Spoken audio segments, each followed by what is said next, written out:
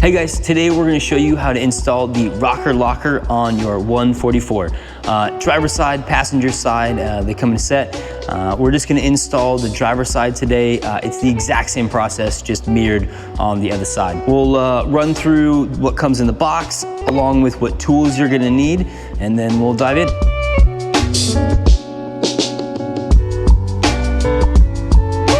Before you grab your template, you're gonna wanna take a tape measure and a Sharpie and put a couple of marks 3/8 of an inch down from the top and then 1/2 an inch over from the side. And that's gonna give you your top and your side edge to set your template on. Definitely not necessary, but is very helpful if you get some tape on your template.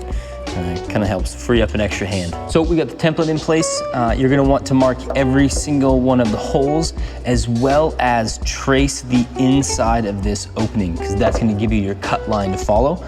It's also important to mark the radius on the inside of this circle, as that kind of gives you your depth gauge when we go to drill out with the step bit. This step isn't necessary, but if you do have a center punch, it's easy to put an indicator in there to help the drill bit stay centered on your hole and make sure you get a good clean hole. Careful if you do it not to dent it, as this sheet metal is not the strongest. So I'm gonna get these marked out and we'll drill them out. Grab your 7/32 drill bit and we'll go drill out all of the holes.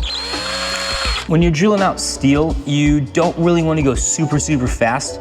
If the drill bit's not super sharp or it's taking a while, just be patient.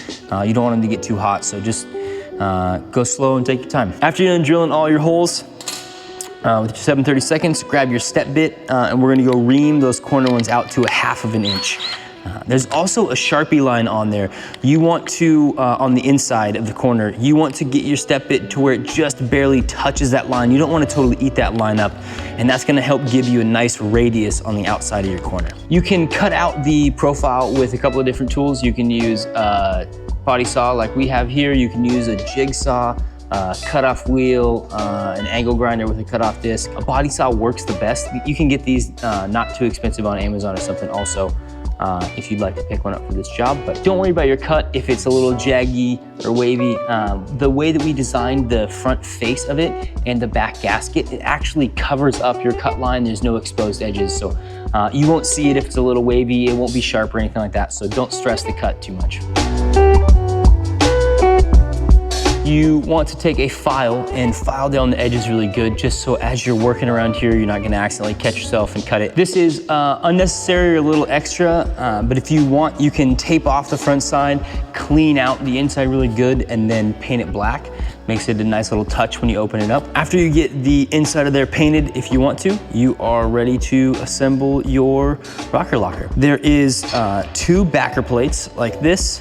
That meet a seam in the middle of this so that you can fish them in there easier. Obviously with this big piece, you couldn't get it in there.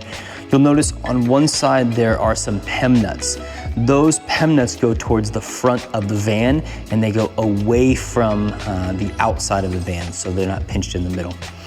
In between this and the inside, you're gonna have a big gasket. This goes through the hole and gets pulled back out towards the van. Then you'll have the sheet metal of the van. And then lastly, on top of that, you'll have your rocker locker outside panel itself. This will all get pinched together. When you go to assemble it, the easiest thing to do is push some of the longer screws through the top edge, hold it in place, put your gasket in, install your gasket in place, then install the backers to pinch it. Get a couple of the nuts on there, just finger tight. Make sure that all your holes align, and then we'll come back and start tightening around. The ones that have the PEMs on the inside get the shorter screws. There's no nut on the backside that PEM nut's welded on there and pressed in.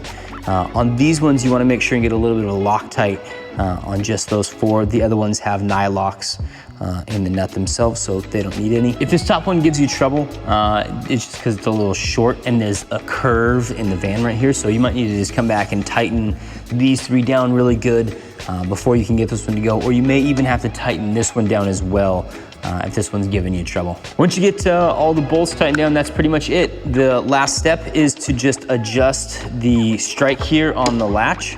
The way you want to do that is pop it closed, latch it down, and then see how much room you have to push this in. You want it to be pretty tight. You'll see that there's a little bow in the sheet metal of the van here, so this latch is positioned perfectly to really suck itself back in tight. So once you close it, push on it.